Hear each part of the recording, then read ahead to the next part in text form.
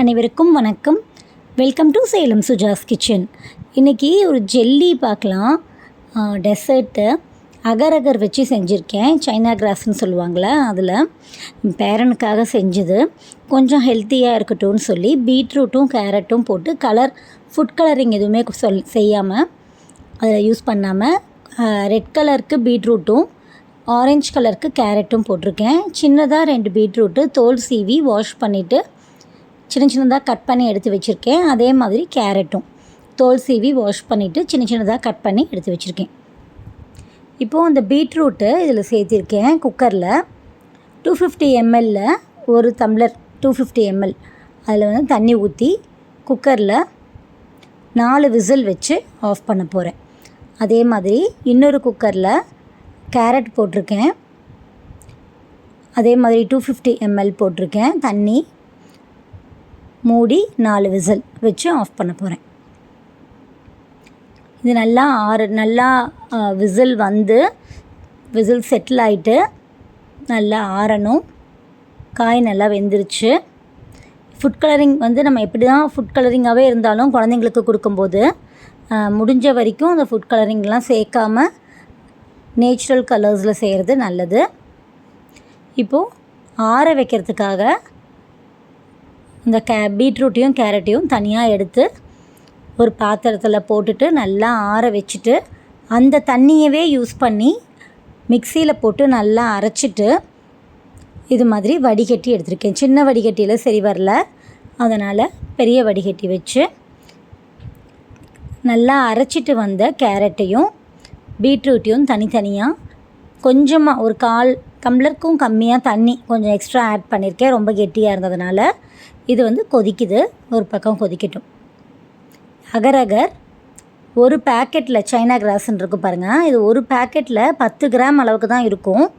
அதை 5 கிராமாக தனித்தனியாக பிரித்து எடுத்திருக்கேன். பாதியாக கட் பண்ணி எடுத்திருக்கேன். அதுதான் அகர். இப்போது இந்த பீட்ரூட்டையும் அதே மாதிரி நல்லா வடிச்சிட்டு கொஞ்சமாக ஒரு 1/4 டம்ளர் தண்ணி ஊற்றி அடுப்பு கம்மியாக இருக்கட்டும். ஹையில் வச்சோன்னா 2 நிமிஷத்தில் கெட்டியாயிடும். அதனால் அடுப்பு ஃபுல் சிம்லேயே இருக்கட்டும். இந்த அகர் இருக்குல்ல, அது 2ஆக பிரிச்சுருக்கேன். 10 கிராம்ஸ் ஒரு பேக்கெட்டில் இருக்கும். 5 கிராம்ஸாக எடுத்திருக்கேன்.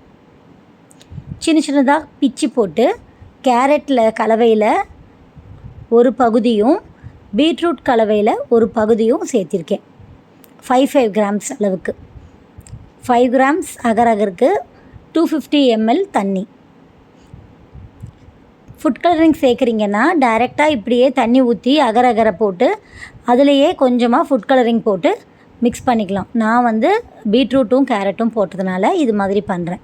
இப்போது காமிச்சது 2 தனித்தனியாக 50 கிராம்ஸ் சுகர், வெள்ளைச்சக்கரை தான் சேர்த்திருக்கேன்.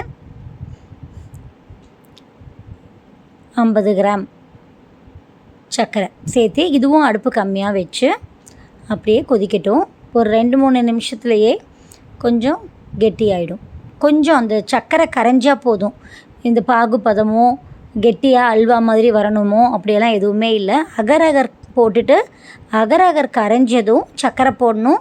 சர்க்கரை கரைஞ்சதும் அடுப்பு ஆஃப் பண்ணிடணும். அவ்வளோதான். அந்த பக்கம் பாருங்கள், கேரட்டு அகர் போட்டு சர்க்கரை போட்டு கரைஞ்சதை வடித்து எடுத்திருக்கேன்.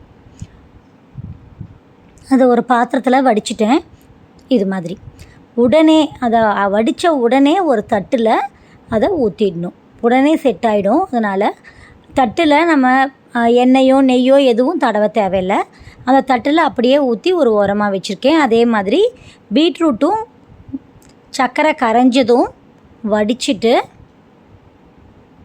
உடனே ஒரு தட்டில் ஊற்றி வச்சுட்டேன். அப்படியே இருக்கட்டும். நல்லா ஆறணும். ஒரு 2-3 மணி நேரம் அப்படியே இருக்கலாம்.